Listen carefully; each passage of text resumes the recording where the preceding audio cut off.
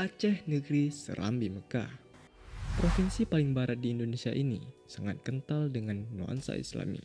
Ya, Aceh adalah pintu gerbang Islam di Nusantara.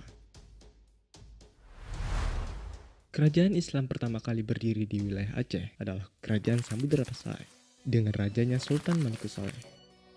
Selain Kerajaan Samudra Pasai, Kerajaan Aceh Darussalam juga berdiri di Aceh pada tahun 1514. Dengan rajanya Sultan Ali Mugayat Shah, kerajaan ini sudah sepenuhnya memeluk agama Islam dan berpusat di kota Banda Aceh. Kerajaan Aceh Darussalam menjadi pusat peradaban Islam yang paling utama di Nusantara. Kerajaan Aceh tersebut dilindungi oleh penguasa kerajaan, yaitu Sultan Aceh. Hingga ke abad 16, masyhur nama-nama ulama Aceh sekaligus pujangga Islam seperti Hamzah Fansuri, Syekh Syamsuddin As-Sumatrani, Syekh Nuruddin Ar-Raniri. Memasuki abad ke-17 muncul ulama besar Aceh yang merupakan putra asli kelahiran Singkil, sebuah daerah di wilayah tenggara Kerajaan Aceh Darussalam. Beliau adalah Syekh Abdul Rauf As-Singkil atau dikenal dengan gelar Tengku Syah Kuala. Siapakah Syekh Abdul Rauf? Beliau adalah putra Singkil kelahiran tahun 1615 Masehi. Beliau banyak menguasai bidang ilmu agama seperti tasawuf, fiqih, dan tafsir. Beliau dikenal sebagai tokoh ulama Nusantara yang pertama sekali menulis tafsir Al-Quran dalam bahasa Melayu, Tarjuman Al-Mustafid. Pendidikan pertamanya diperoleh dari ayahnya sendiri, Ali Fansuri, di Madrasah Simpang Kanan di kawasan pedalaman Singkil. Kemudian, melanjutkan pendidikannya di sebuah madrasah di Barus yang dipimpin oleh pamannya Hamzah Fansuri. Di sana beliau belajar ilmu agama, sejarah, sastra Melayu, Arab, dan bahasa Parsi. Selain itu juga berguru pada ulama besar Syamsuddin As-Sumatrani di Munggedung. Pada tahun 1643, Abdul Rauf menunaikan ibadah haji ke Mekah. Di sana beliau belajar kepada hampir 30 ulama-ulama terkenal seperti Syekh Ahmad Al-Ghusasi yang merupakan mursyid tarekat Satariyah di Makkah, serta Syekh Ibrahim Al-Qurani. Abdul Rauf menimba ilmu di tanah Arab selama 19 tahun. Ketika Syekh Al-Ghusasi wafat pada 1661, Abdul Rauf memutuskan kembali ke Aceh dan menyebarluaskan tarekat Satariyah di wilayah itu. Beliau mendirikan dayah di Kuala sehingga menarik minat banyak orang untuk belajar di sana. Murid-murid beliau berasal dari berbagai wilayah di Nusantara seperti Syekh Burhanuddin Ulaka dari Minangkabau, Syekh Abdul Malik bin Abdullah dari tanah Semenanjung Malaya, Syekh Abdul Muhyi dari tanah Jawa. Ajaran tarekat beliau menyebar ke seluruh Nusantara yang dibawa oleh murid-murid beliau tersebut. Karena kedalaman ilmu dan pengetahuannya yang luas, Abdul Rauf diangkat sebagai mufti kerajaan Aceh ketika masa pemerintahan Safiatuddin Tajul Alam.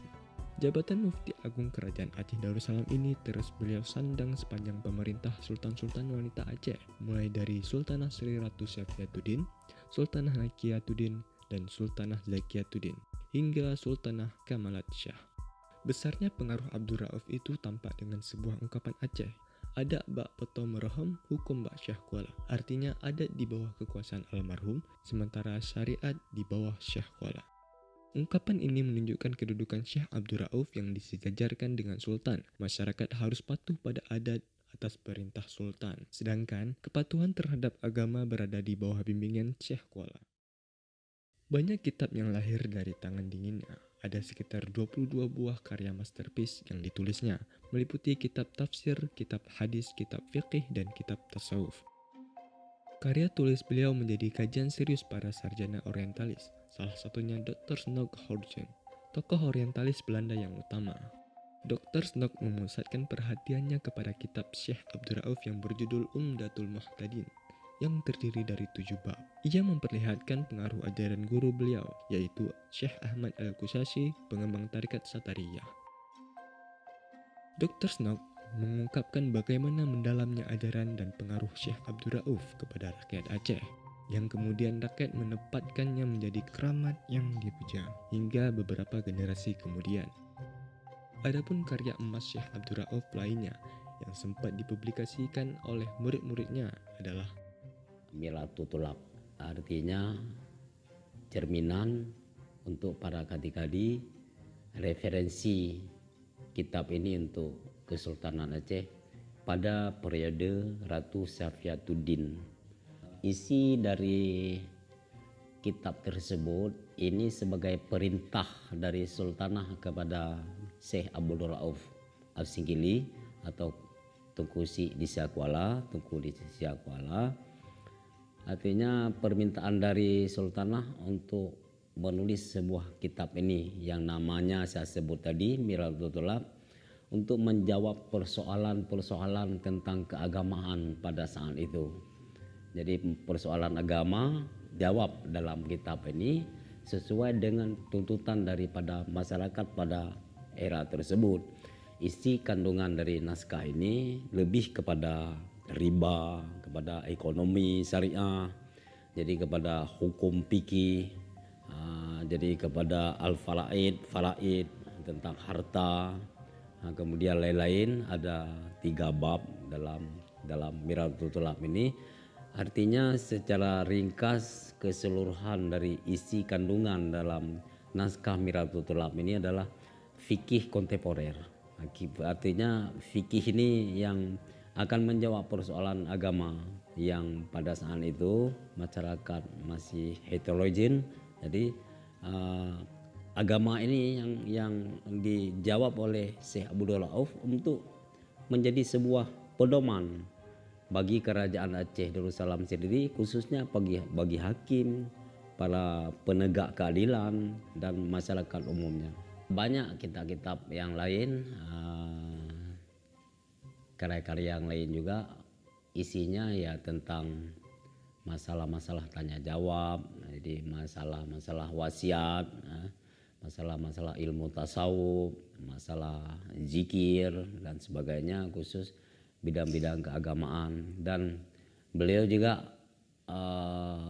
paling paham juga di bidang ilmu politik pada kerajaan Aceh tempo dulu. Jadi lebih spesial beliau memang di bidang fikih kontemporer yang sudah dijawab tadi, yang sudah ditulis tadi sesuai dengan permintaan ratu pada saat itu.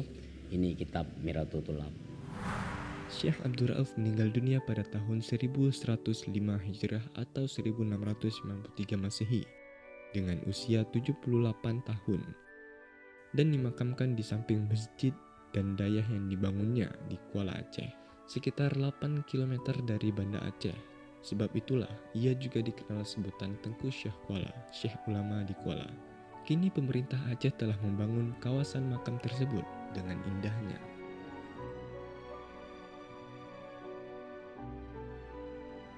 Makam beliau tetap kekal di tempat itu hingga sekarang.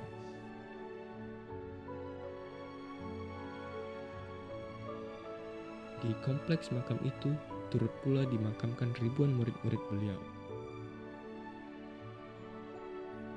dan selalu dikunjungi oleh para penziarah dari berbagai penjuru.